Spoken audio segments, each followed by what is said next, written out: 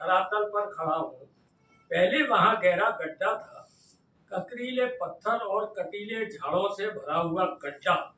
कल भी मैं यहीं खड़ा रहूंगा, पर इस समतल धरातल की जगह होगा संगमरमर का चबूतरा और उसके आसपास होंगे हृदय को सुगम से भर देने। क्या बात है भाई, क्या बात है, क्या बात है, क्या बात है।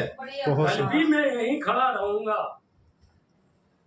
पर इस समतल धरातल की जगह होगा एक संगमरमर का चबूतरा और उसके आसपास होंगे हृदय को सुगंध से भर देने वाले फूल। यह इसलिए होगा क्योंकि मैंने गड्ढे से समतल धरातल पर पहुंचने के लिए अपने भीतर के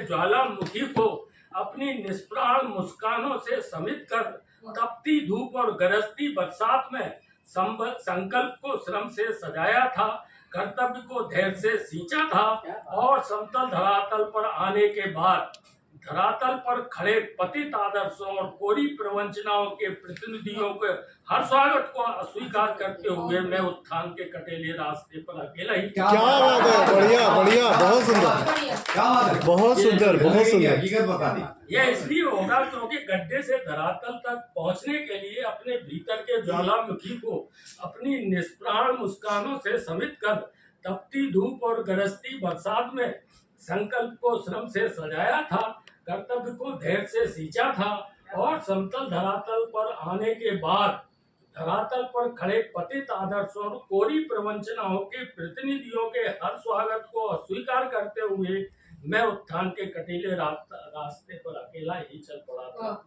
वास्तव में यही रास्ता है गड्ढे से धरातल और धरातल से चबूतरे तक पहुंचना।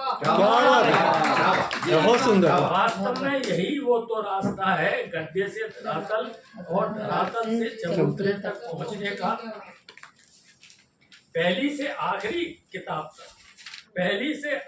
किताब तक पढ़ने के बाद भी ओ मेरी मित्र पीढ़ी, तुमने इतना नहीं समझा कि सड़कों पर हल्ला और दीवारों पर चस्पा पोस्टरों से, अपशब्दों के उद्यानों और नशीले मस्तिष्क के चिंतन से जिन मान्यताओं को तुम्हारी दिव्य दृष्टि ने रचा है वे आदर्श नहीं, आगत इतिहास के पृष्ठों पर अंकित होने वाले काले धब्बे हैं। और अगर तुमसे जन्मी पीढ़ी तुम्हारे जैसी हुई तो इन धब्बों से अपने हाथी काले करेगी, तुमसे बेहतर हुई तो तुम्हारे आचरण पर थूके। क्या बात है, अच्छा व्यंग्य, बढ़िया। तुमसे जन्मी पीढ़ी तुम्हारे जैसी हुई तो इन धब्बों से अपने हाथ ही काले करेगी, तुमसे बेहतर हुई तो तुम्हारे आचरण पर थूकेगी। भविष्य को अंधत्व प्रदान करने वाली